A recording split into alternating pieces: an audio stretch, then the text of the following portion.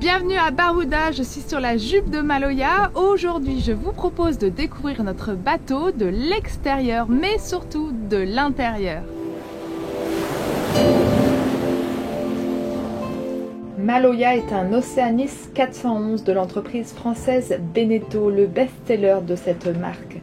C'est un bateau robuste, marin et avec de beaux volumes de rangement. Pour de jeunes parents comme nous, ce bateau est vraiment facile à manœuvrer en solitaire.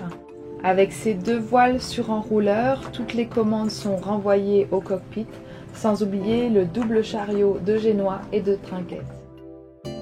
Notre voilier mesure 12,70 m avec un tirant d'eau d'1,70 m, ce qui nous permet d'aller un peu partout dans les lagons, aux Antilles et bientôt en Polynésie.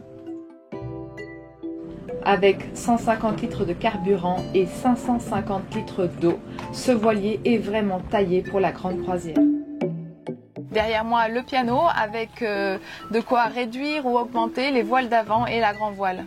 On se trouve donc dans le cockpit de Maloya, c'est vraiment une pièce importante du bateau, c'est là qu'on passe la plupart de notre temps, que ce soit au mouillage, pour manger, profiter du paysage ou en navigation pour vérifier que le bateau avance bien. C'est ici qu'on peut commander le bateau et voir toutes les informations des instruments.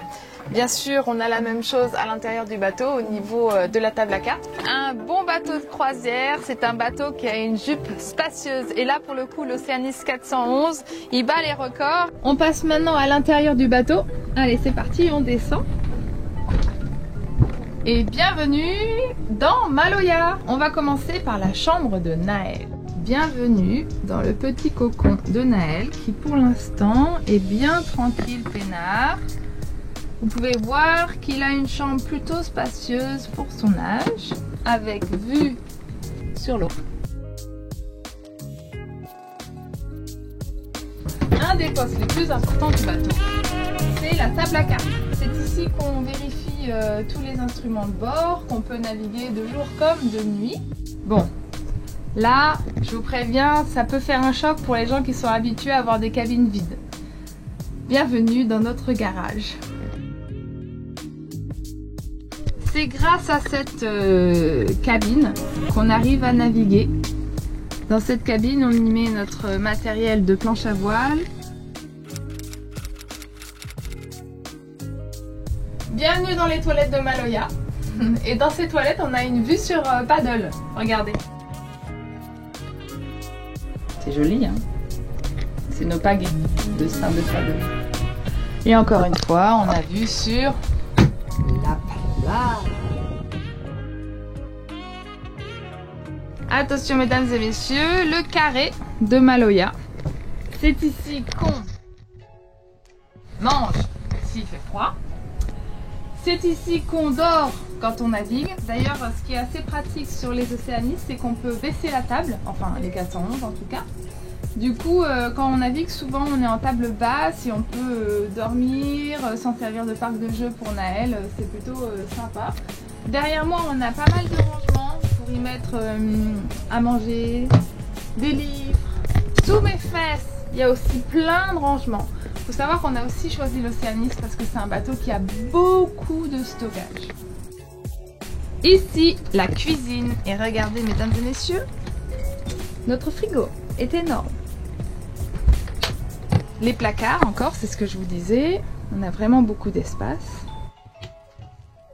La gazinière avec son four, deux éviers, encore des rangements. Et je vais pouvoir vous emmener dans notre chambre. Et qu'est-ce qu'on y est bien dans notre cabine pour faire dodo. Alors, il faut savoir qu'on a choisi la cabine avant avec Aurélien et qu'en navigation, c'est la plus désagréable.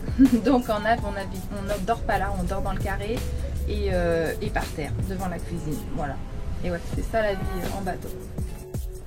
C'est ici que Naël a dormi au début, quand il était bébé, et c'est ici que dormira le prochain bébé. Ses couches lavables, de quoi le changer, ses petits habits. Dernière porte. Encore une caverne d'Ali Baba. C'était une salle de bain, ça l'est toujours si on veut. Les WC et la douche et l'évier sont toujours là, mais nous on l'a transformé en aire de stockage. Et donc, bienvenue dans la salle de bain avant. C'est ici qu'il y a nos kites, notre spinnaker et notre gennaker. Vous en savez maintenant un peu plus sur l'intérieur de Maloya et sur son pont également. J'espère que ce boat tour vous a plu. Si vous avez des questions, n'hésitez pas à nous les poser en commentaire. N'oubliez pas à vous abonner à notre chaîne YouTube. Et si vous aimeriez d'autres vidéos de ce type, n'hésitez pas à nous donner des idées. On sera content de les réaliser. Bisous, ciao!